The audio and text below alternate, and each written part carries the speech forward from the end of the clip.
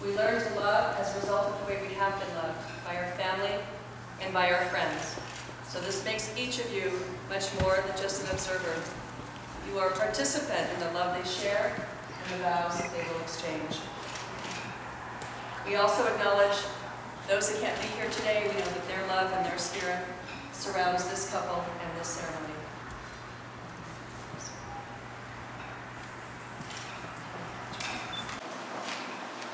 Realize that marriage is truly your commitment to each other, and no words of mine and no legal paper can bind you together. It has to come from your hearts, and your hearts are going to be melded by time and by ages and by the love that you share. Marriage is an act of faith and personal commitment, as well as a moral and physical union between two people. To make this relationship work, it takes more than love.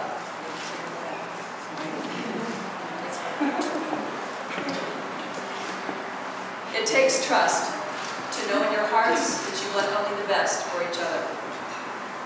It takes dedication to stay open to one another and to learn to grow even when it's difficult to do so. And most importantly, it takes faith to go forward together without knowing what the future holds. Okay.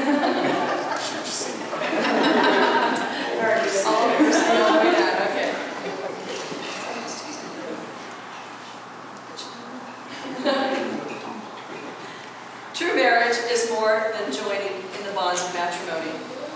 It is the uniting of two souls already attuned to each other. When such a true bond already exists between a man and a woman, it is fitting and appropriate that an outer acknowledgement be made, which is why we're here today. We are here to bear witness to that entry into a closer relationship of husband and wife.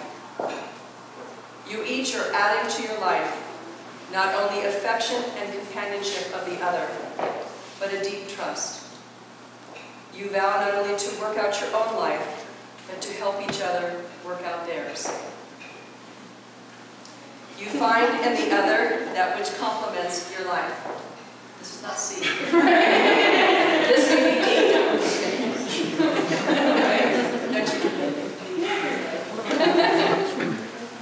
You're agreeing to be a light and tower of strength for each other, to illuminate the best in each other. You are also deciding to carry the part of each other's troubles and joys, difficulties and successes. You are entering into an act of pure faith and love, into which you give yourselves to the utmost. You're standing here holding hands. That's really important because hand in hand you enter marriage. And it's more than just holding on to each other. It's very symbolic because the hand you freely give to each other today is the strongest and most tender extension of yourselves. In the years ahead, you will need both that strength and tenderness. Be firm in your commitment to each other, just like you're firm in your grip right now. And don't let that grip become weak, but be flexible, because life's going to throw you some changes in those together. Strength and tenderness, firm commitment and flexibility. Of these, a very strong marriage is made. And I wish that for you too here. Also, remember, you don't walk this path alone. You have a room full of friends and family here who you can ask for counsel, advice, maybe a late night out to blow off steam. So you're not walking this alone. Keep your friends and family close.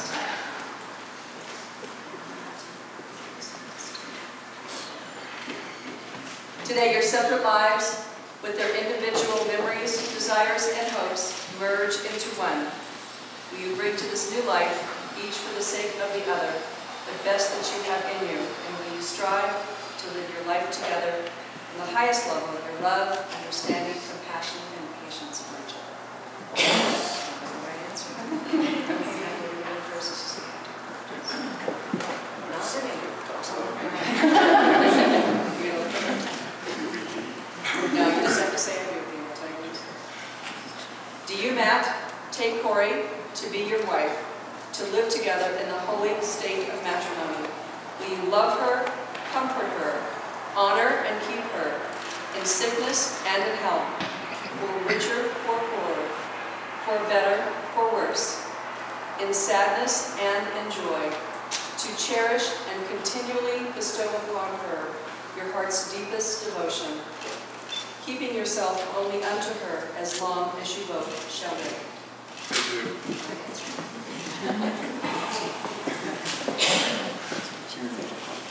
Do you, Corey, take Matt to be your husband, to live together in the holy state of matrimony? Will you love him, comfort him, honor and keep him, in sickness and in health, for richer, for poorer, for better, for worse, in sadness and in joy, to cherish and continually bestow upon him your heart's deepest devotion, and keep yourself only unto him as long as you both shall live? Maybe. Matt, is your love for Emma and Ellie strong enough and deep enough to be the best parent that you know to be? Yes. Okay. And is your love for Corey strong enough and deep enough? No. To be the best husband and parent of your children? Yes. Okay, I'm going to ask you guys a question. So you girls have heard your mom and Matt pledge their love to each other and vow to be great parents to you. Do you promise to be cooperative? Try to be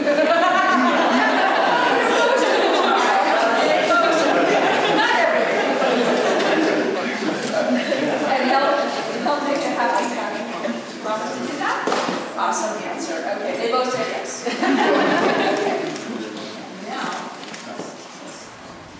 And now, inasmuch as you both have consented today to the union of holy wedlock and have exchanged vows and rings sealing those vows by the powers invested in me by the Church and by the great state of Colorado, I present you